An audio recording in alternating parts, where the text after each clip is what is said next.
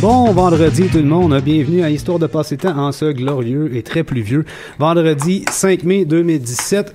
16 de taper sur la table, c'était Cassandre. Excellent bon début d'émission, avoir un beau petit... pas technique comme ça, on aime bien ça. Étienne Lapointe au micro de choc.ca. On va tenter un peu d'apporter du soleil dans vos cœurs aujourd'hui, malgré la pluie. D'abord, David Girard souligne l'ouverture de la 15e édition du Festival du Jamais lu, qui se tient du 5 au 13 mai au Théâtre Les Écuries, en nous parlant des conditions de travail des artistes de la scène au début du 20e siècle montréalais. Bonjour David. Bonjour Étienne. On reste un peu dans les registres des festivals, si je peux dire, parce que la saison montréalaise des festivals se met justement en branle incessamment. Montréal, une ville qu'on pourrait qualifier de capitale mondiale de l'humour, notamment en raison du festival Juste pour rire qui se tient chaque année en juillet, mais aussi de son école de l'humour. Et pour nous parler des origines du stand-up, non pas nécessairement au Québec, mais plus aux États-Unis, et des spectacles d'humour en Amérique du Nord, on reçoit Thomas Lafontaine, diplômé ici en littérature, et c'était un peu le sujet de son mémoire de maîtrise. Bonjour Thomas. Bonjour. Et enfin, Anne-Frédérique Morin nous offre le point final, du moins on pense, d'une série sur le mouvement Red Power. Cet important mouvement de contestation très large, il y a beaucoup de choses à dire sur ce mouvement-là. Mouvement de contestation donc des années 60-70, un mouvement qui a un peu forcé les gouvernements à tenir compte, enfin, me direz-vous, de la présence des Autochtones, ce qui est fort à propos d'ailleurs parce que on apprenait cette semaine que le nouveau, entre guillemets, programme d'histoire de secondaire 3 et 4 néglige une fois de plus la place des Autochtones et heureusement, Anne-Frédérique vient payer en partie à ce manque. Bonjour Anne-Frédérique. Allô, mais juste pour te dire, ça sera peut-être pas finalement ma dernière chronique là. Il y a trop de choses à dire. On les a tellement oubliées à travers l'histoire, tellement négligées que c'est toujours pertinent de se les rappeler. Et pour la soutenir un peu en studio, nous avons aussi Cassandre Roy-Dainville qui battait un peu du crayon tantôt, étudiante à la maîtrise ici à l'UQAM sous la direction d'Alain Beaulieu. Cassandre qui travaille justement sur les questions identitaires et les représentations des Autochtones au 20e siècle. Bonjour Cassandre. Salut. Mais avant toute chose, comme à l'habitude, on a quelques petites annonces d'activités à faire. Anne-Frédérique? Ben oui, en fait, là, c'est la fin de la session. Je me rends compte que les conférenciers prennent ça lousse, fait que c'est plus tranquille. Mais j'ai quand même des belles sorties pour vous. Donc, Mémoire du Myland, partenaire du Laboratoire d'Histoire et Patrimoine de Montréal, vous convie à une visite guidée intitulée Promenade de Jeanne, les multiples visages de l'avenue du Parc. Elle va se dérouler ce dimanche de 14h à 16h. Là, faut quand même vérifier. Je sais pas s'il pleut, si ça a lieu. Fait que regardez. Et comme il annonce de la pluie pour le restant de l'éternité. C'est ça. On va juste mourir sous la pluie. Fait que regardez, là. Mais ça vaut la peine. C'est vraiment des belles visites guidées. D'ailleurs, j'ai vu l'Arche de Noé passer tout à l'heure. D'ailleurs. Mardi prochain, le 9 mai à 14h, il y a une conférence au Centre d'histoire, au Centre d'archives de Laval, le fameux Centre d'archives. Ça faisait longtemps qu'on vous en avait parlé. C'est toujours 2$ pour les étudiants. Et cette fois-ci, la conférence a pour thème l'histoire politique du Québec. Donc, ça peut être super intéressant. C'est donné par Antoine Brousseau-Desaulniers, qui est chroniqueur invité parfois ici, qui est doctorant en histoire à l'UQAM. Et on le salue. On le salue, d'ailleurs. Salut, Antoine. Et Alexandre Turgeon, qui est postdoctorant en histoire à l'Université d'Ottawa. Donc, ils vont nous parler de leurs sujets respectifs, soit de mémoire et de doc. Puis donc, lui, ça on devrait le être sait pas. super intéressant, oui. Et toujours 2$ pour les étudiants. Mais Donc, c'est à Laval. Oui, c'est à Laval, mais il y a juste un pont à C'est traverser. 2$. C'est ça. Donc, toujours le 9 mai, il y a une exposition qui débute. Ça s'appelle Mon cœur est Montréal, 41 vies à découvrir. C'est conçu et réalisé par BANQ pour souligner le fameux 375e anniversaire de la ville. Faudrait pas l'oublier, cet anniversaire-là. C'est l'exposition va tracer le portrait d'hommes et de femmes qui ont façonné la ville. Ça passe de Jeanne d'Arc à François Barbeau. Donc, ça révèle avec des documents d'archives des traces du passage de ces individus dans la métropole. Donc, c'est à ne pas manquer. Mais vous avez amplement le temps. Ça finit le 18 février 2018. T'as-tu dit Jeanne d'Arc? Oui. Elle est passée par Montréal, hein? Jeanne Mance. Jeanne Mance, hey, d'accord, je ok. m'excuse, il est écrit en plus sur ma feuille. Ben, c'est correct, il me Étienne. semblait aussi que Jeanne d'Arc était peut-être morte depuis un certain temps quand les gens débarquaient Effectivement. ici. Faut pas oublier l'ACFAS non plus du 8 au 13 mai. Ah oui, À là. McGill. Et Cassandre va y présenter une communication, si je ne me trompe. Oui, sur les Hurons. Excellent. C'est excellent. Voilà. Allez-y, 2$. Merci beaucoup Anne-Frédérique pour ces activités et David et Cassandre pour les petits rajouts. Je vous rappelle que nous sommes bien entendu diffusés en direct sur choc.ca, mais aussi live dans votre Facebook, fait qu'on a en vidéo en plus, on peut vous saluer. Alors voilà, sans plus tarder, je cède le micro à David qui nous parle lui des conditions de travail des artistes au tournant du 20e siècle à Montréal. Ben oui, en l'honneur du festival Le Jamais lu, il faudrait bien souligner ça. 15 ans pour un festival de théâtre, c'est plus long énorme. que le dernier mandat de Jean Charest à la tête de l'État. On le Donc, salue. On le salue aussi, oui. On trouve l'espoir où on peut. Pourquoi ai-je choisi cette période? Bien, c'est bien simple. La fin du 19e siècle et le début du 20e siècle est considérée comme l'âge d'or du théâtre québécois.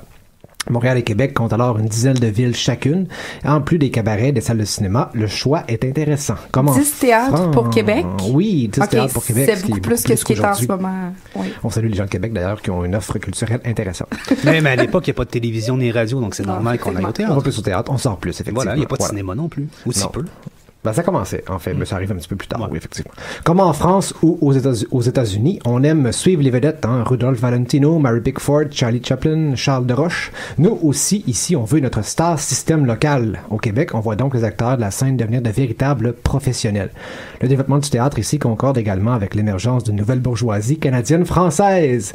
Le nom de vedette que je viens de mentionner démontre quelque chose de particulier. La culture au début du siècle est surtout américaine. Les compagnies de production des États-Unis considèrent le Canada comme un marché intérieur, un endroit idéal pour tester les productions avant de s'essayer dans le grand marché comme New York ou Chicago, là où la vraie game se passe. Un petit rappel historique, à la fin du 19e siècle, le contexte sociopolitique est assez tendu au Canada. La pendaison ouvrière, l'élection du gouvernement national d'Honoré Mercier et la question des écoles de langue française au Canada sont des événements qui retiennent énormément l'attention dans l'actualité. On veut se démarquer culturellement au Québec. Ainsi émerge la volonté de produire un théâtre de qualité en français, s'il vous plaît. Mais pas québécois encore. Pas québécois encore, non, effectivement. Puis, est-ce qu'il y a quand même de l'offre culturelle pour les anglophones ou elle était déjà présente auparavant? J'imagine que oui. Ben, elle était très américaine, puis elle était présente aussi. Mais ça, c'est une bonne question. Il faudrait faire l'étude du côté canadien-anglais, en fait, je ne le sais pas. Mais j'imagine que comme aujourd'hui, les acteurs américains, ils ont une place de choix. Voilà. Mais on revient ici au Québec, là, où le théâtre en français va, par le fait même, éloigner la population des vulgarités des spectacles de variété américaine. Parce que le théâtre français est plus moral? Le théâtre français est plus prestigieux, disons, comme ça, oui, ou moral, voilà. Le 20e siècle, quel siècle merveilleux. C'est bien beau vouloir préserver la culture canadienne-française, mais n'oublions pas par contre, à l'époque, on va au théâtre pour être vu. Avoir une loge devient donc un signe de distinction sociale. Bonjour madame, bonjour monsieur l'ambassadeur, comment allez-vous? Moi. Ça, c'est des becs. D'ailleurs, qui finance la production théâtrale à cette époque? Ce sont les actionnaires du monde des affaires, les membres issus de professions libérales surtout, et les grandes vedettes du domaine des arts, comme le musicien Edmond Hardy à Montréal ou Louis-Nazaire Levasseur à Québec. Commencez par quelques notions. Savez-vous c'est quoi la différence entre une compagnie ou une troupe et une troupe? Est-ce que la troupe serait pas gérée par les artisans? Là, je dis ce que je pense. Oui, il y a des éléments de réponse. Okay. La compagnie, en fait, c'est la personne morale qui s'occupe de fournir les fonds, du budget, des représentants, qui signe le bail du théâtre. Elle envoie des gens au bagne aussi. Et s'occupe des contrats des artistes. La compagnie délègue à la troupe le mandat de donner des représentations théâtrales. Dans la troupe, on va retrouver le directeur artistique, souvent un Français à Montréal, installé à Montréal depuis quelques années. Il s'occupe de trouver, lui, des comédiens, dont beaucoup proviennent de Paris. Et il va faire affaire avec des agences là-bas en Europe qui vont lui envoyer des acteurs ici, à Montréal ou à Québec. Parce qu'il n'y a pas encore d'école de théâtre, bien entendu, développée ici. Non, ça commence à ce moment-là. Pourquoi on recrute à l'étranger? C'est en plein ça. En fait, Michel Tremblay n'est pas encore né. À l'époque, on privilégie beaucoup le grand répertoire français et l'accent et la diction des interprètes québécois est encore à travailler, disons, au début du 20e siècle. C'est d'ailleurs pendant cette époque que sont formées les grandes premières écoles de théâtre. Il n'y aura pas de dramaturge à ce moment-là non plus. Ça va arriver quoi aux années 40-50? Oui, après ça, je pense que ça commence avec le nouveau théâtre en 1970, mais il faudrait confirmer tout cela. C'est une bonne question. Oui. Une dramaturge. Oui, mais bref, oui. Je ne sais pas. Mais comment est-ce que ça fonctionne le contrat de travail? L'entente qui lie l'artiste à l'interprète. L'artiste interprète à la compagnie de théâtre. Le salaire est fixé selon la catégorie d'emploi. Le premier rôle, où le directeur artistique gagne en moyenne 290 $ par mois. Le grand premier rôle féminin, lui, elle gagne environ 190 $ par mois, donc 100 $ de moins que son équivalent masculin. Le second rôle fait environ 120 $ par mois. Bon, en tout, le second rôle, ça fait environ 1440 $ par année. C'est à peu près le salaire d'un machiniste dans le monde ouvrier, donc c'est quand même un bon salaire. Et celui du premier rôle ou du directeur artistique, c'est un peu l'équivalent d'un ingénieur, par exemple. Ce sont de bons salaires, mais on ne fait pas non plus traverser l'Atlantique à quelqu'un si c'est pour pas le payer convenablement. Puis vous allez voir aussi là qu'il y a beaucoup de dépenses aux frais des artistes. Donc c'est pour ça que les salaires sont plus élevés en partant. D'ailleurs, les comédiens français, les Européens qui viennent ici, gagnent le triple des salaires des Canadiens français. Il y en a quand même quelques-uns qui jouent au théâtre, là. OK. Il y a une distinction nette qui est faite entre le Canadien français au théâtre et le grand français. Exactement, en fait, parce que les comédiens abusent du prestige européen, abuse étant guillemets pour les gens qui ne nous écoutent pas sur Facebook Live, pour se faire payer davantage, se faire surpayer en fait. Puis comme le contrat est souvent signé par un intermédiaire, l'agence en Europe, bon, c'est plus facile pour l'acteur ou l'actrice de rehausser sa candidature et dire qu'elle est merveilleusement bonne ou merveilleusement bon. Mais évidemment, on se cachera pas, là, souvent c'est des acteurs qui n'arrivent pas à percer dans le milieu parisien, qui doivent s'exporter dans les théâtres de province ou dans les colonies, comme on disait à l'époque. Donc, il vient de jouer à Montréal. Au salaire de base, on ajoute des soirées bénéfices qui viennent aider les artistes à couvrir les divers frais. Par contre, ce sont principalement les vedettes qui sont déjà bien payées qui profitent de ces soirées bénéfices-là. Voilà. Puis, je disais tantôt qu'il y avait plusieurs obligations qui grugent le salaire du comédien. Il y a une commission de 5% du revenu annuel qui va à l'agence parisienne qui envoie l'artiste ici. L'acteur doit ensuite défrayer les frais de transport, les frais de costume, les frais de séjour. Enfin, il est retenu 25% pour honorer le contrat. Donc, si le comédien tombe malade avant la fin de ce contrat, le théâtre va garder 25% du cachet total. Là. Donc, mais 5% pour l'agent, c'était déjà peu, considérant ce qu'aujourd'hui c'est. Là, c'est de généralement 10 à 20% là, aujourd'hui. Ben, ça a augmenté, mais j'imagine qu'il y a moins de frais aussi. Aujourd'hui, il y a moins de frais à l'artiste. Que l'artiste va débourser de sa poche, oui, c'est ça. Donc, puis aux frais de l'artiste aussi, tout ce qui est travail préparatoire, c'est pas payé. Les répétitions, la participation à diverses activités du théâtre et tout et tout. C'est une tâche qui exige que l'artiste soit présent 7 jours sur 7 au théâtre. C'est un travail, en fait, qui exige qu'il soit présent 7 jours sur 7. Bref, c'est pas si rose, finalement. Les artistes doivent également fournir leur propre garde-robe. Et à Montréal, l'endroit où aller, c'est chez Joseph Ponton, le célèbre costumier et barbier. Est-ce qu'il va devenir fournisseur pour le fameux costumier de Radio-Can? Non. Qui n'existe plus vraiment. Il est rendu d'ailleurs, ce costumier-là. Il est dans une OSBL là, qui a été créée juste pour le costumier. Ah, c'est le fun. Mais non, je pense pas que ce soit lié l'un et l'autre. Voilà. Et chaque théâtre a ses exigences particulières. À l'Eldorado, par exemple, une salle située sur la rue Cadieux, tout le monde doit chanter ganté. Les hommes doivent revêtir un habit de soirée et les femmes, elles, doivent changer de toilette tous les jours. Donc, on voit qu'il y a des niveaux entre les hommes et les femmes aussi. On ne voudrait pas que les femmes soient propres. Voilà, exactement. Ça ressemble à quoi la charge de travail d'un comédien au début du 20e siècle? Au Québec, le public qui assiste au spectacle de théâtre est assez restreint. Là, il ne se renouvelle pas beaucoup. Donc, ce que les théâtres vont faire, c'est offrir fréquemment de nouvelles pièces pour fidéliser l'assistance. Ça coûte cher aller au théâtre à l'époque? Ça coûte... disons que c'est pas tout le monde qui peut y aller, effectivement. Là, je pense pas que l'ouvrier va au théâtre fréquemment. On parle plutôt des gens aisés. Et c'est pas une question d'éducation, c'est-à-dire que si t'es pas nécessairement éduqué, tu vas pas vouloir aller voir ces pièces-là, ou c'est vraiment hors de portée en termes de prix? Bon, on n'a pas encore commencé, en fait, le théâtre populaire, qui va arriver un petit peu plus tard. Donc, je pense qu'il y a un peu de ces deux éléments-là ensemble. Voilà, au début. Puis on parle au début du 20e siècle de 3 pièces par semaine à apprendre pour chaque comédien, pour environ 7 à 12 représentations. Là, donc, c'est 2 fois par jour. C'est intense. Oui, c'est assez intense comme charge de travail quand même. Et vous allez voir après que l'apprentissage du texte est important aussi. Hein. Il n'y a pas vraiment de congé non plus. Les administrations de théâtre aiment bien profiter des jours fériés pour ajouter des représentations supplémentaires le matin. Les gens sont en congé, c'est pratique, on va jouer des shows et ils vont venir nous voir. Les artistes doivent également répéter le dimanche soir, qui est un jour chômé normalement. Hein. Et s'il y a une relâche pendant la semaine sainte, les artistes se rendent au théâtre pour préparer la prochaine pièce. On en profite. La plupart des théâtres exigent également l'exclusivité à oublier les leçons de piano ou la participation des concerts on the side. Les petites gigs à 5 piastres, c'est fini.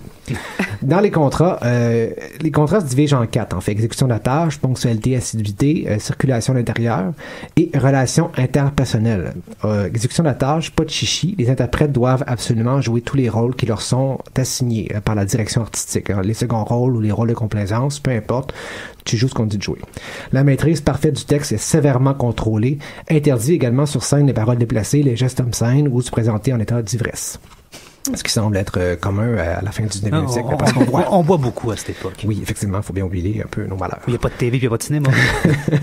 Contrairement aux députés de l'Assemblée législative aussi, les acteurs doivent être à l'heure et présents aux réunions de préparation. Ils doivent également jouer tous les jours au théâtre, se présenter tous les jours au théâtre, même s'il n'y a pas de spectacle. Ils ne peuvent pas non plus quitter la ville sans l'autorisation de la direction. Donc, c'est très sévère. À l'intérieur du théâtre, à l'extérieur, tous doivent s'habiller convenablement, tant en ville que sur scène, pour ne pas nuire à la bonne réputation du théâtre. Mais là, je fais juste l'implication du clergé là-dedans, parce que à cette époque-là, le clergé est quand même partout. Est-ce que les théâtres doivent faire approuver des textes et tout ça? Ou? Je ne sais pas. OK. J'en ai aucune idée, mais écrivez-nous si vous savez la réponse. C'est une très bonne question. Je vérifierai puis j'enverrai un article là-dessus sur la page. Il doit y avoir des standards à l'époque. Probablement. On voit, juste pour la diffusion des films. On voit les bonnes mœurs derrière tout ce texte, tous ces contrats-là, puis on retrouve également des éléments très présents dans le milieu cinématographique dont le clergé a beaucoup, où le clergé a beaucoup d'influence. Enfin, c'est dans la salle de spectacle, interdit pour les acteurs et les actrices de faire rentrer des gens qui n'ont pas d'affaires là, comme qui sont pas autorisés, mais il y a des entorses au règlement, là, évidemment. Une chanteuse peut recevoir un admirateur dans les petits salons à l'étage au-dessus de la scène.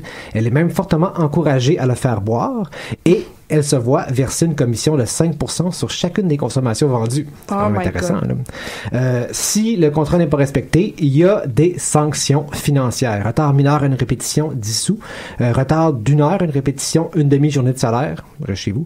Faire entrer une connaissance illégalement dans le théâtre, $1. Ou modifier le texte d'un seul mot, $10. Donc, tu peux faire ce que tu veux, mais touche pas au texte. C'est ça qui est important à retenir ici. Qu'est-ce qui arrive en cas de litige? Il n'y a pas de mécanisme d'arbitrage. Ce sont les tribunaux. Il n'y a pas de syndicat. Il n'y a pas de syndicat du tout. Non, ce sont les tribunaux civils qui tranchent.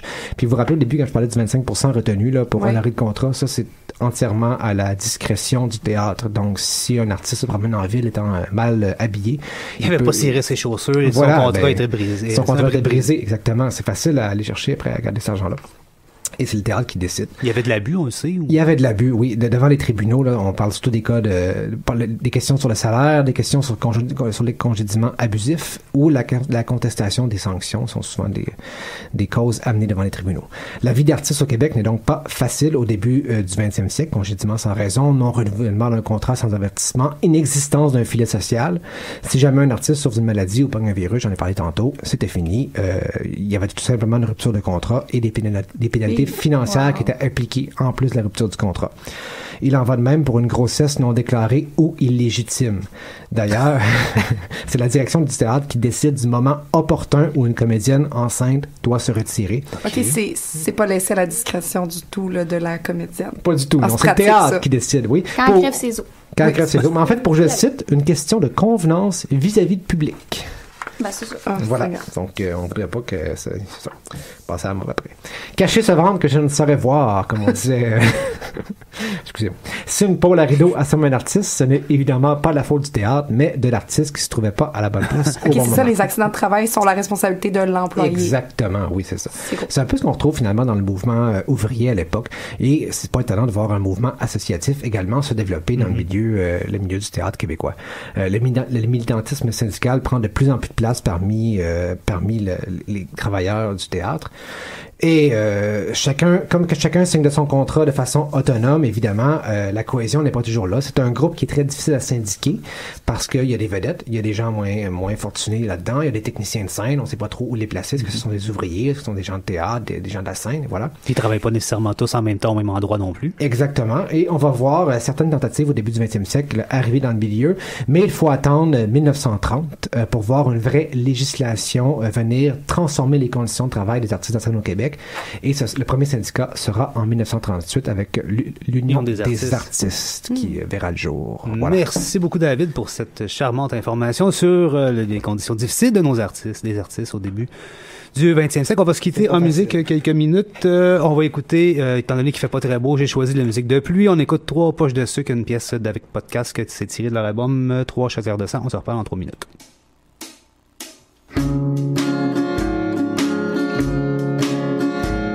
Sortir de la tempête, les bâtons dans mes fenêtres, y'a plus personne qui rentre.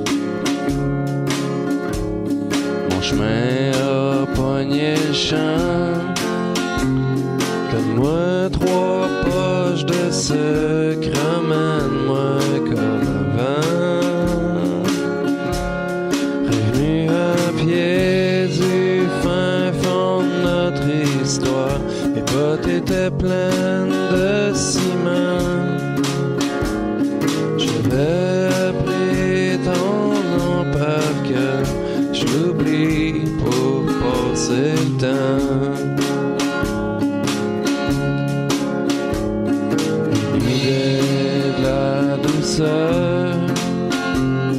Ton corps c'est une poêle à frire, ma tête c'est une livre de beurre.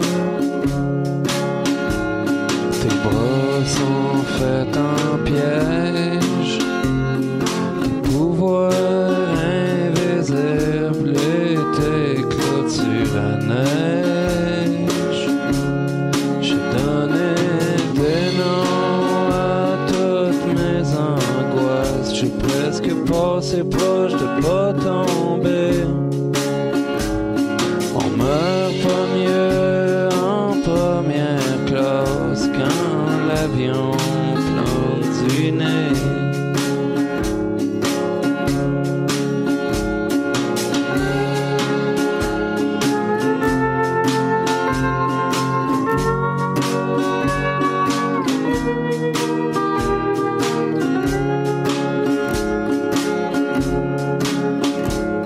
J'ai nourri mon chauffage, pressé le jus de mon ombre pour m'éclairer un peu. J'ai comme envie de vouloir. C'est quoi mes chances sur 1000? C'est quoi mes chances sur 1? J'ai barré ma TV au canal 10 pour me rappeler qu'il faut que je pense à rien. Je me fais un sandwich au jambon et j'apprends à t'aimer moins. De retour à Histoire de passer le temps avec Étienne Lapointe au micro de Choc.ca et tout plein de collaborateurs. Je rappelle que nous sommes en direct sur Facebook Live, bien entendu, pour que vous voyez nos gentils minois. On se demandait tantôt quand est-ce que commençait la dramaturgie québécoise. J'ai fait une recherche rapide et on attribuerait ça à la représentation de Zone de Marcel Dubé en 1900. Là, j'ai oublié la date, là, comme taré, là. Attendez un peu, je regarde. Le 23 janvier 1953, donc la première représentation de Zone, et Marcel Dubé lui-même disait que c'était là que ça commençait, alors, même s'il avait écrit des pièces de théâtre auparavant. Je cède sans plus tarder le micro à notre invité, Thomas Lafontaine, qui lui nous parle aujourd'hui des origines du stand-up et de l'humour, des spectacles d'humour en Amérique du Nord. Ben oui, parce que le stand-up, c'est archi connu aujourd'hui. C'est même, ça domine les arts de la scène en Amérique du Nord, au Québec. Il y a quelque chose comme 40% des billets vendus au Québec qui sont exclusivement pour le stand-up. C'est énorme. Donc, bye bye la danse, la poésie. C'est très lucratif aussi. On connaît les vedettes, qui a vraiment une explosion aussi depuis le début des années 2000. Même chose aux États-Unis. Puis, en termes de coût de production, c'est vraiment, vraiment moins que produire une pièce de théâtre, mettons. Exactement, c'est fou, là. On imagine André Sauvé, là, qui fait des galipettes sur scène. C'est 45$ le billet. Il est seul sur scène. Versus... Il n'y a pas à diviser les cachets avec personne. Ben non, c'est pas une troupe de théâtre à 15 personnes avec des costumes, là. Il y a un jeans, t-shirt. Ouais. C'est tout. Un verre d'eau. Beaucoup d'argent qui est mis sur la pub. Puis voilà, c'est une recette gagnante. Donc, dans le cadre de mon mémoire de maîtrise, je me suis intéressé au stand-up et en faisant mes recherches, je me suis rendu compte qu'il y avait relativement peu de données sur l'histoire du stand-up. Cela dit, si ça vous intéresse l'humour et les analyses sur l'humour plus académique, c'est quand même en vogue présentement. Depuis 20 ans, il y a des revues là-dessus. Okay. Depuis 2013, au Québec, on a l'Observatoire de l'humour qui a été fondé entre autres en partenariat avec l'École nationale de l'humour, bien entendu. Mm-hmm. Donc, qui regroupe des chercheurs-chercheuses de l'humour au Québec. Okay. Mais qui est une revue scientifique. Qui est un regroupement, ouais, et qui publie aussi des livres. Il y en a un sur RBO, il y en a un sur des cyniques aussi qui est sorti il y a quelques années. Et il y a un gros congrès cet été à Montréal. Donc, si vous voulez entendre parler d'humour, de stand-up, c'est le moment. C'est le moment. Donc, ce que je vais vous faire aujourd'hui, c'est une présentation de l'évolution du stand-up tel qu'on le connaît au Québec, le stand-up à l'américaine, si on veut, de sa naissance, le proto-stand-up jusqu'au stand-up aujourd'hui. Donc, moi, j'ai distingué 4 vagues différentes du stand-up. Donc, le stand-up, qu'est-ce pour vous, quand je parle de stand-up, ça vous se tenir debout. Se tenir debout, ouais. Ben, j'ai l'impression que c'est plus des blagues comme pitcher une après l'autre. Moi, c'est l'impression que j'ai avec l'expression, mais sinon... Tout seul. Ouais. Tout seul. Ouais, oui, c'est toujours Yvon Deschamps, bien entendu, que j'ai en tête, qui est comme le Godfather du stand-up québécois, à mon avis. Yvon Deschamps, Louis C.K. aujourd'hui, Jerry Seinfeld, mais il n'y avait pas ça il y a 100 ans. Donc à l'origine, c'était des troupes ambulantes qui existaient. C'est vraiment l'origine est située aux États-Unis. Donc c'était des troupes de cirque ambulantes et c'était des troupes qui étaient en réaction au théâtre. Donc le théâtre qui était considéré aux États-Unis un peu trop rigide, un peu trop institutionnalisé. Donc c'est des gens qui se sont spontanément organisés puis faisaient des performances libres avec des personnages. Puis c'était seulement tenu ensemble par un thème commun, tout simplement. Mais qui sont quand même issus des milieux artistiques et théâtraux, ou c'est carrément c'est pas des classes populaires qui font ces spectacles-là? Je n'ai pas l'information là-dessus.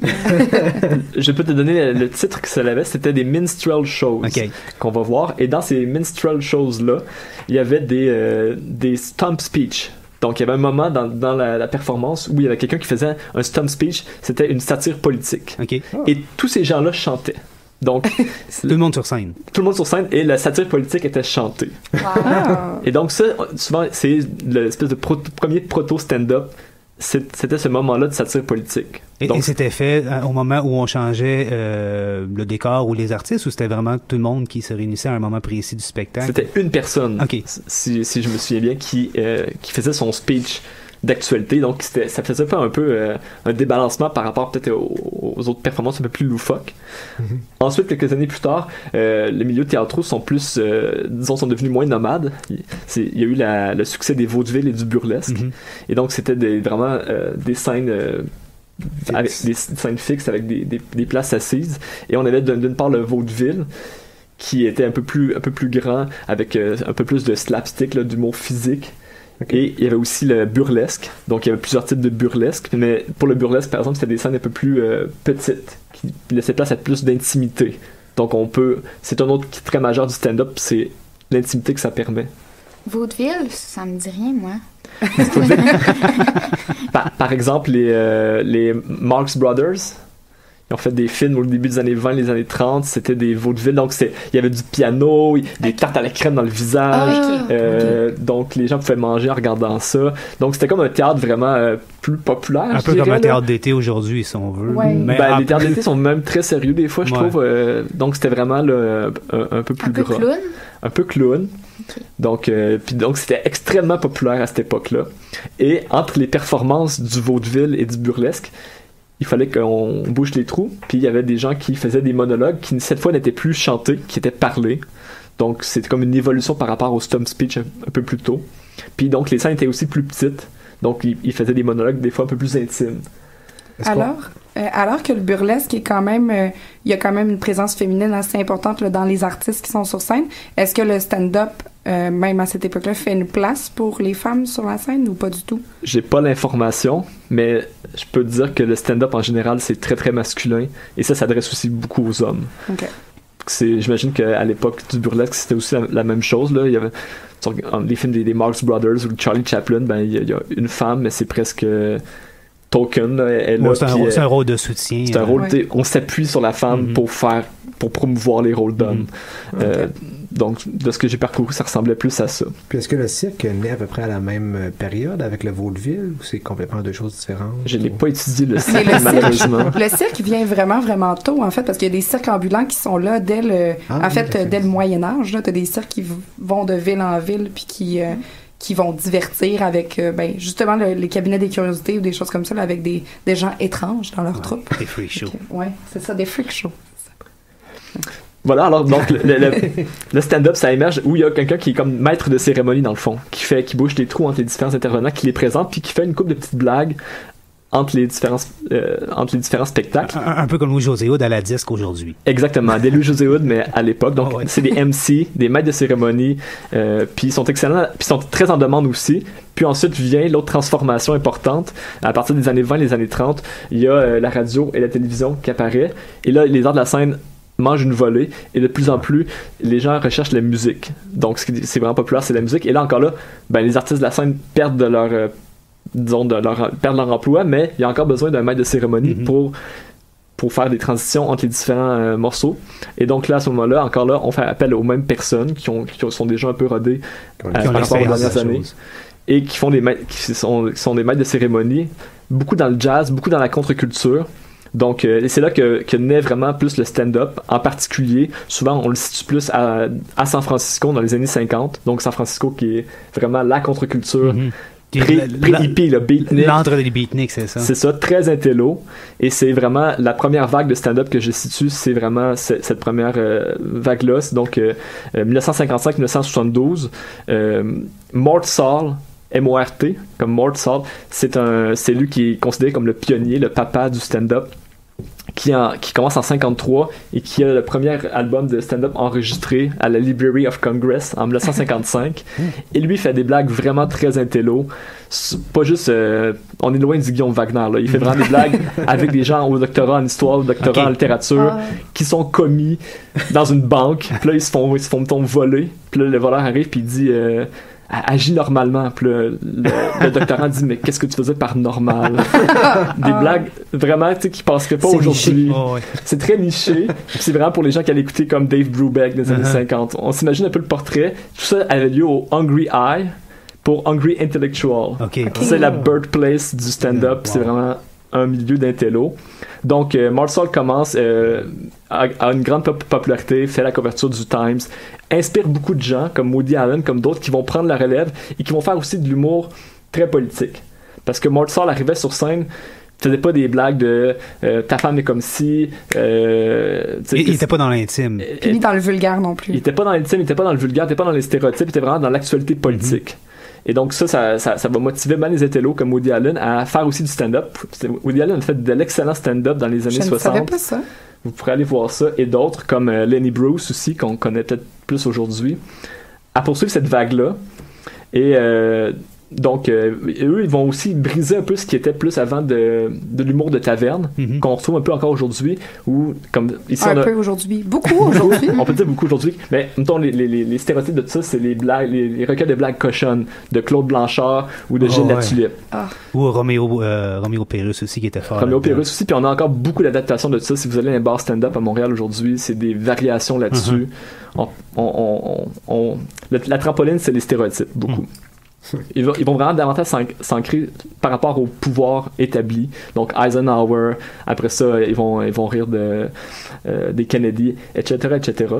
Donc ils font pas c'est moins mécanique, disons, c'est pas setup punchline comme il y avait plus dans les tavernes là. C'est des one-liners presque. Eux ils vont vraiment aller dans la conversation avec le public. Puis là ils vont vraiment amener des nouvelles idées. Fait que c'est pour ça qu'ils se font arrêter aussi. Ils vont parler d'homosexualité. Lenny Bruce s'était arrêté pour ça. Ils vont parler vraiment de comportements sexuels qui étaient peu ou pas acceptés à l'époque. Ils vont parler de discrimination, de racisme structurel aux États-Unis. Tout ça dans les années 50, les années 60. Donc eux, c'est vraiment les pionniers. C'est très subversif, finalement. Très subversif. Est-ce que le deuxième degré est très bien compris par les Américains? Parce que j'imagine qu'en le faisant de façon un peu satirique, là, le deuxième degré est clairement impliqué. Est-ce que c'est compris? Parce qu'au Québec, on sait qu'on n'est pas les champions du deuxième degré. Hein? C'est pas tous qui comprennent cela. Je pense que le public était niché aussi à cette époque-là. Je pense que ça serait ça la réponse facile. Ça s'est développé, mais il y a tout un deuxième degré aussi qui apparaît dans la deuxième vague. Fait que je peux faire une transition. On salue les gens du premier degré. Fait que dans le deuxième degré, ils vont jouer avec le médium beaucoup plus. Fait ils ont vraiment une réflexion sur le stand-up comme c'est vraiment maintenant c'est un art, c'est un art autonome. Et là, on va vraiment vouloir jouer de toutes les façons possibles. Fait que la classique, c'est setup, punchline, une prémisse. Où on sait pas où on va un peu trop, puis après ça, le punchline qui surprend, il faut qu'il y ait de la surprise. Donc à ce moment-là, il y a Andy Kaufman par exemple qui va dire mettons, son punchline dès le début juste pour briser tout de suite, puis après ça, il va faire une longue prémisse pas drôle. Tu sais, c'est comme Denis Drolet mais 30 ans plus tôt. Et il y a Steve Martin aussi qui va faire ça, puis il y a aussi le deuxième degré, il y a aussi je me souviens plus de son nom, mais il faisait toujours semblant de parler au téléphone avec quelqu'un. Fait qu'il y avait vraiment où tu étais plus impliqué comme auditeur ou auditrice, il fallait que tu devines la ligne que la personne t'entendais pas. Fait que lui il faisait comme des monologues mais de téléphone. Bob Newhart, qui était très populaire au début des années 70. Donc, à partir de 1972 jusqu'à 1989, je situe une deuxième vague où là, le stand-up commence à s'institutionnaliser davantage et davantage reconnu aussi au niveau de l'industrie. Puis, est-ce qu'il est télédiffusé? Non, pas encore. Il commence à se télédiffuser à ce moment-là. OK. Et donc, à ce moment-là, même les humoristes stand-up vont faire la grève pour avoir une meilleure rémunération, vont aller davantage dans les talk shows. Et donc, ils vont avoir vraiment une explosion aussi dans leur lieu de production, qui vont juste pas être dans les sous-sols de jazz, mais ils vont être dans les comedy clubs, il va en avoir au-dessus de 300. Suite à ça, il va y avoir une troisième vague qui est plus la vague que j'appelle Jerry Seinfeld, où là, on dirait qu'il y a comme un backlash du comedy boom, où là, on dirait qu'il y a une saturation des humoristes stand-up. Il y en avait tellement à une époque qu'il disait qu'à chaque fois qu'il y avait une usine qui fermait, il y avait plein de nouveaux humoristes qui apparaissaient. C'était très lucratif, les gens ils faisaient du cash, c'était incroyable. Et donc, il y a une troisième vague où là, il y a comme un backlash où les gens consomment vraiment moins d'humour. Et là, on revient à un humour vraiment plus générique, plus humour du quotidien, apolitique. Ce qu'on a un peu quand même au Québec maintenant. Oui. La troisième vague, plus 1989 à 2002, aux États-Unis encore là. Puis à partir de 2002, il y a comme une explosion des moyens de production. Avant, c'était très les grandes chaînes. Là. Il y avait Carson qui était là. Puis donc, il y avait 3 principaux networks aux États-Unis. Puis si t'allais à un des 3, ben ta carrière était faite ou presque. Puis des fois, il y avait sensiblement juste les Tonight Show ou les Late Show qui étaient un moyen de diffusion, alors qu'après, ils vont se mettre tout simplement à créer, un peu comme Seinfeld, à créer leur propre série télé. Puis il y a les chaînes privées qui apparaissent, qui veulent pousser les artistes plus marginaux. Puis après ça, tu as Internet qui apparaît aussi à partir. T'sais. Donc, ça fait en sorte que les moyens de production se démocratisent un peu plus. Puis que là, les gens peuvent aller chercher leur auditoire niché. Puis les auditeurs aussi peuvent aller chercher vraiment le comédien ou l'humoriste qui répond le plus à ses besoins ou à son désir de divertissement à ce moment-là. Ils peuvent vraiment sélectionner à la carte ce qu'ils veulent. Là. Exactement. Donc, après la troisième vague, Jerry Seinfeld, t'as une quatrième vague dans laquelle je trouve qu'on est encore aujourd'hui. On est plus dans la fragmentation de l'humour. T'as encore de l'humour mainstream, mais t'as aussi toute une alternative comedy qui était déjà là un peu aussi au début des années 2000, qui est en réponse à cet humour-là apolitique puis très très générique pour plaire un peu à monsieur, madame, tout le monde, qui... Les deux coexistent un peu en parallèle. Ce qui peut permettre au Peter McLeod de ce monde de survivre encore et de vendre des tickets. Toujours. Oui, tout à fait. On se demande comment. Eh ben, il y a un public pour toute chose. Hein. Merci beaucoup, Thomas, pour ce charmant survol du stand-up, un sujet de recherche potentiellement, étant donné qu'il y a assez peu de monde qui ont travaillé là-dessus. Oui. On se quitte encore quelque peu en musique. On reste dans la musique plus vieuse. On écoute Incomplet, nouveauté de Météor Ranchero. On se reparle dans 3 minutes.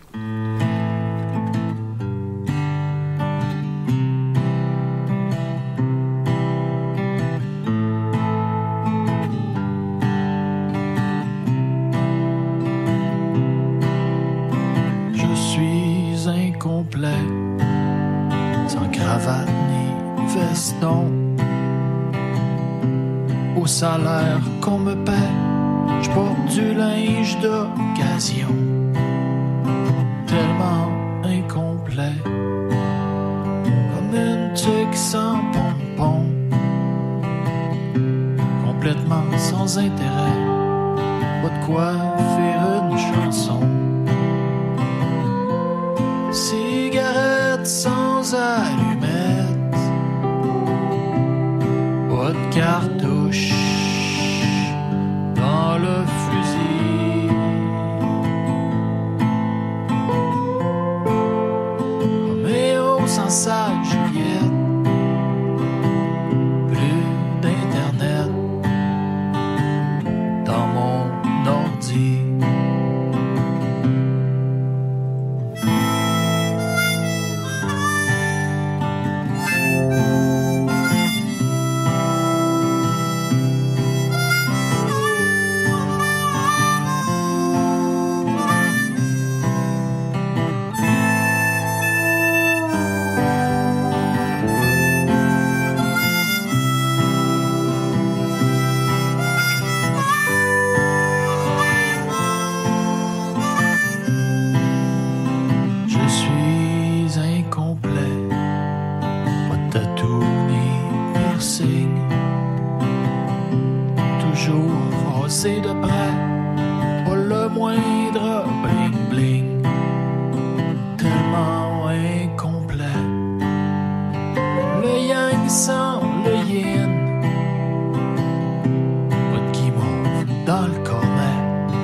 Pas le sens du timing. Si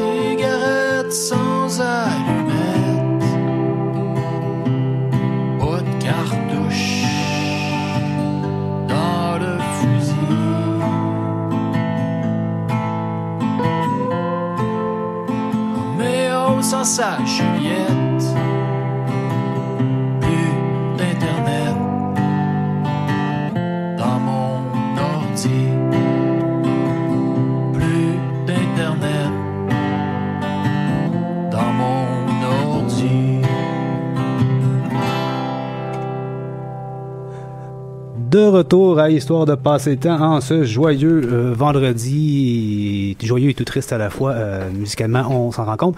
J'essaie de sans plus tarder le micro à Anne-Frédérique qui nous parle aujourd'hui des White Papers. Ben oui, mais cette semaine, j'ai vraiment eu de la difficulté à choisir mon sujet. Comme d'habitude, je voulais vous parler des Autochtones parce que c'est un si beau sujet, mais je savais pas quel angle. Parce qu'on n'en parle jamais, en plus. Mais c'est vrai qu'on n'en parle jamais. Ici, on en parle souvent parce que je suis là, puis bientôt Cassandre va venir nous en parler, mais au final, on n'en parle pas souvent dans les médias, disons, traditionnels. C'est une belle expression qu'on utilise beaucoup ces temps-ci. J'aurais pu vous parler de vieux ossements, parce que la semaine passée, on se rappelle qu'il y a eu une grande nouvelle dans le milieu des historiens et des archéologues, et des autres personnes qui aiment les choses du passé. Il semblerait que la vie humaine en Amérique du Nord n'aurait pas 30 000 ans, mais bien 130 000. C'est un petit peu plus ancien qu'on pensait. C'est ça, puis ça vient remettre un petit peu en perspective l'appellation Nouveau Monde qu'on s'est fait accoler par nos fameux amis les Européens. Et ça détruit tranquillement la théorie du passage par le détroit de Bering il y a 14-15 000 ans. Oui, effectivement. Donc, ça remet en perspective plein de belles choses, mais je vous parle pas de ça. J'aurais pu aussi vous parler de Kanawake, qui a des problèmes, comme pas mal toutes les réserves en ce moment, de recrutement de policiers. Donc, pour occuper un poste de police sur la réserve, il faut être autochtone. Puis, le problème, c'est qu'il y a peu d'Autochtones qui obtiennent un diplôme de la GRC ou de Nicolet pour devenir policier, parce qu'à la source, il y a peu d'Autochtones qui réussissent à se qualifier au fameux test d'entrée, puis qui peuvent payer en plus les frais qui sont exorbitants de l'École nationale de police. Et donc, j'aurais pu vous parler de ça, mais non, je vous parle pas de ça.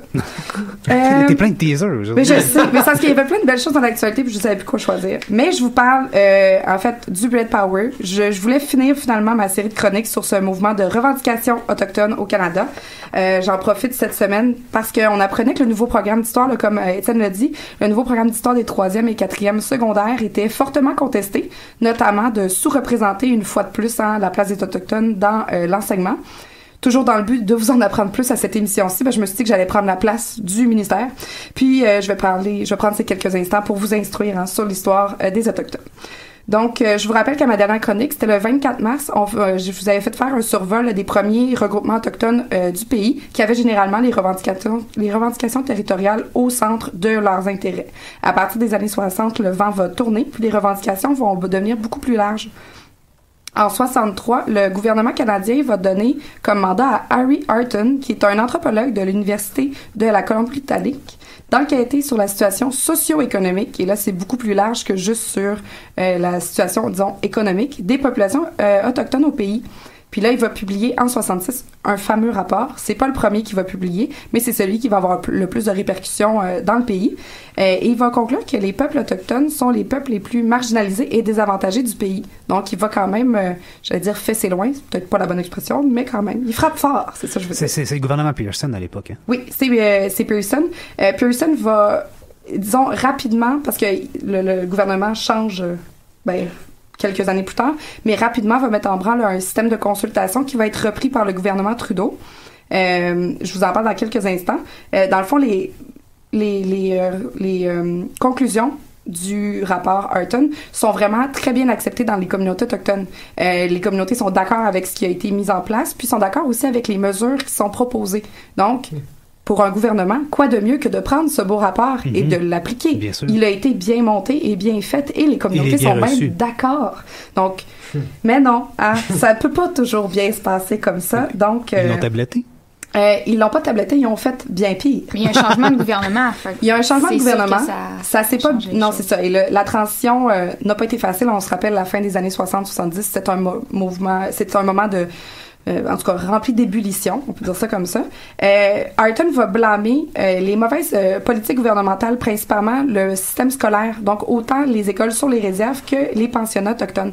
Donc il va jusqu'à demander que ces peuples aient autant d'opportunités et de ressources que les autres Canadiens. Puis c'est vraiment une première à l'époque qu'un blanc fasse cette revendication-là. Il va parler d'autodétermination d'eux-mêmes. Donc ça va assez loin. Les communautés et les regroupements, comme je t'ai dit, sont vraiment heureux, mais ils vont être vite refroidis par la réponse du gouvernement qui est rendu à cette époque-là, le gouvernement Trudeau. C'est Jean Chrétien qui est alors ministre des Affaires indiennes. Oui, surprise, il s'est occupé de ce dossier-là. Il s'est occupé de bien des affaires. Oui, vraiment. Il va décider d'amender la loi sur les Indiens. En publiant une petite brochure qui est appelée « The Choosing a Path », c'est presque poétique. Le gouvernement va décider d'aller consulter les communautés à travers le Canada pour comprendre comment bien amender la loi. et ça se passera pas bien comme prévu. Au moment de ces rencontres, les dirigeants autochtones vont vraiment exprimer au gouvernement leurs inquiétudes, surtout sur les traités puis les droits ancestraux spéciaux qui ont jamais été reconnus ni accordés, puis qu'il y a des griefs qui se sont présentés puis finalement qui n'ont pas été réglés. Donc, pour les chefs, c'est une priorité. Puis les peuples font aussi font mention qu'ils ont été négligés dans plusieurs processus d'élaboration de politiques qui les concernent finalement. Donc, ils veulent être vraiment plus impliqués au niveau de la direction du pays où le pays s'en va. Puis l'éducation et la santé sont aussi au centre des préoccupations. Là, on se rappelle qu'à cette époque-là, le taux de mortalité infantile est excessivement plus élevé sur les réserves autochtones que partout ailleurs au pays. Oui, bref, ce qu'ils veulent, en gros, beaucoup, c'est de la décentralisation. Oui, puis en fait, ils veulent que quelqu'un s'occupe de leurs problèmes. Ils veulent être impliqués dans la gestion quotidienne de la distribution de l'argent pour par exemple, les programmes sociaux ou des choses comme ça. Ils veulent être impliqués, pas juste comme vous êtes un système à part et on vous gère à part. Donc, je pense que c'est très large comme revendication. La réponse du gouvernement Trudeau, c'est le dossier qui est dirigé par Jean Chrétien, se trouve à être le livre blanc, le White Paper de 1969. Il s'agit pour Jean Chrétien, là je spécifie vraiment bien que c'est sa façon de voir le projet, un geste d'ouverture qui vise à enrayer la discrimination envers les Autochtones en faisant d'eux des citoyens égaux aux autres Canadiens. Ça se passera pas si bien. Le livre recommande notamment l'abolition des réserves complètement et du statut indien, puis ainsi que la prise en charge administrative des communautés par les provinces. En outre, il va proposer de laisser aux Autochtones le soin d'assurer eux-mêmes la survie de leur langue et de leur culture. Donc, c'est vraiment... en tout cas, ils se débarrassaient du problème, en fait. C'est beaucoup ça. Je vous cacherai pas que ça a pas du tout été bien reçu. Les Autochtones de partout ont été assez choqués par le projet. Le livre blanc, selon eux, échoué complètement de régler les préoccupations des chefs autochtones qui ont été consultés. C'est surtout ça, en fait, qui est très choquant pour eux parce qu'ils ont été consultés. C'est juste plate. Le projet contient aucune option pour que les peuples autochtones soient reconnus avec des droits spéciaux. Il contient aussi aucune solution pour la question des terres et des traités. En plus, le projet n'inclut pas, comme souhaité, une participation active aux décisions du pays par les chefs autochtones. Donc, déjà là, toutes les préoccupations étaient exclues d'emblée. Donc, on s'entend aussi que le gouvernement Trudeau n'est pas très favorable généralement à ce type de mesures-là. Justement, c'est ça. Il n'y a pas de deux poids, deux mesures. C'est vraiment une société juste et égale. Voilà. On veut que tout le monde ait la même représentation dans cette grande, belle, unie société, mais sans prendre peut-être...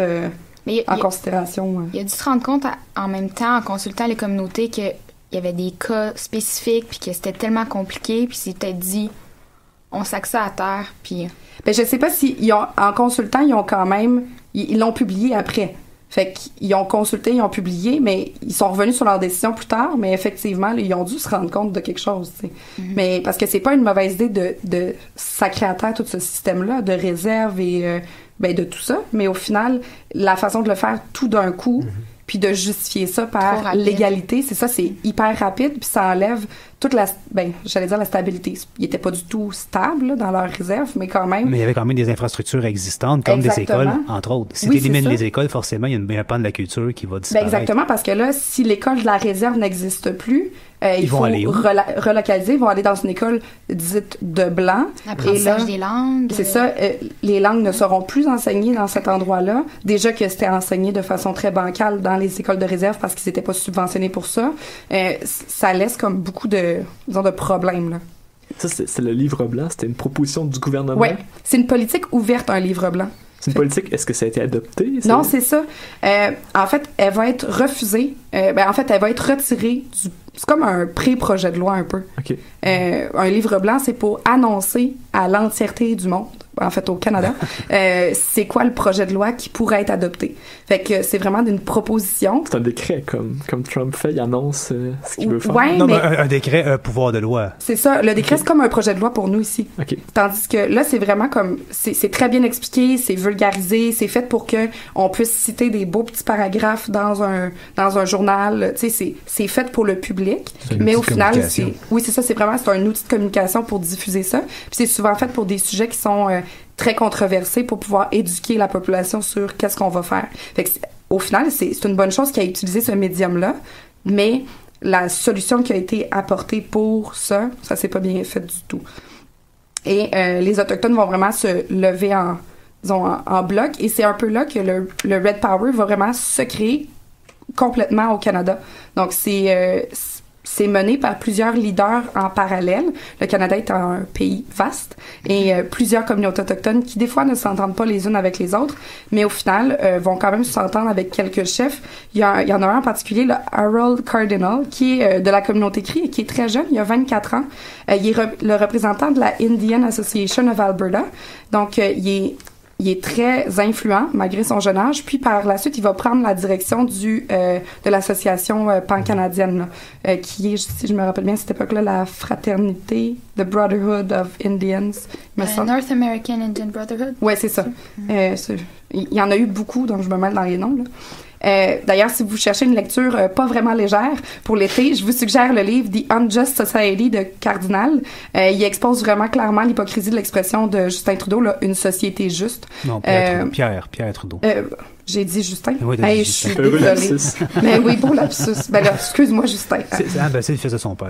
Oui, c'est ça. Donc, de Trudeau papa, hein, une société juste, mais en même temps, l'expression est beaucoup reprise par Justin aussi. Il va bien exposer que c'est pas mal le contraire. Ce n'est pas une société juste qui a été, disons, dans cette promotion du livre blanc. C'est un livre pertinent, mais un peu démoralisant.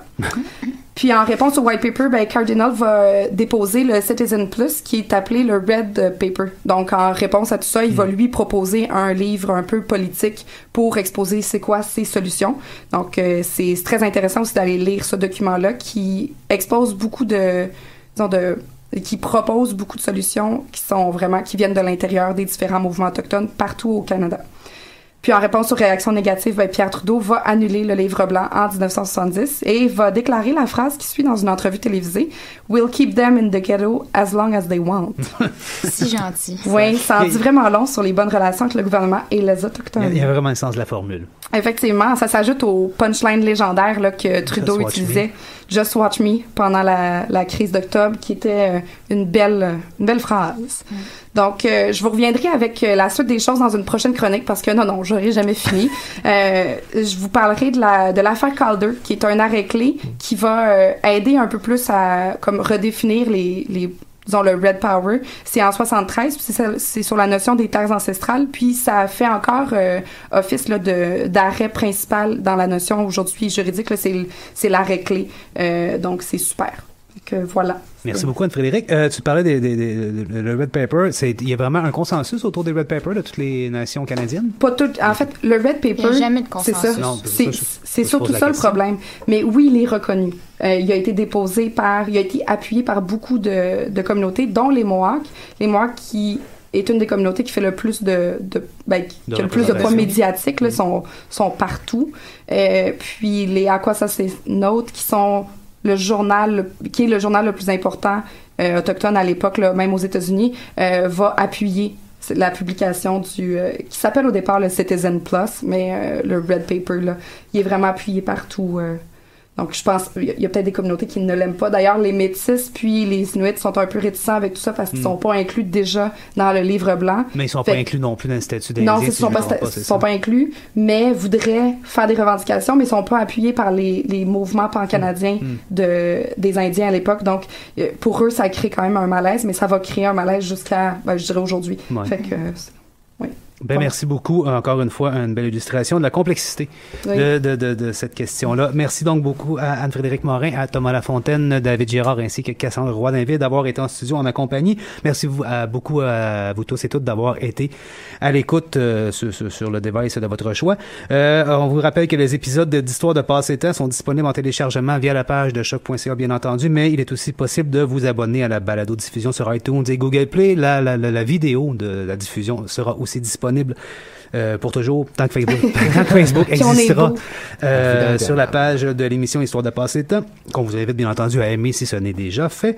Nous sommes... non, ça c'est déjà dit. Bon, on vous invite donc à être des nôtres, excusez, je suis même dans mes notes. On vous invite à être des nôtres la semaine prochaine, alors que les collaborateurs seront Antoine Brousseau, Desaulniers, Amélie Roy, Bergeron et Mathieu Cordeau. C'est Étienne Lapointe qui vous souhaite une très bonne semaine et on se reparle la semaine prochaine.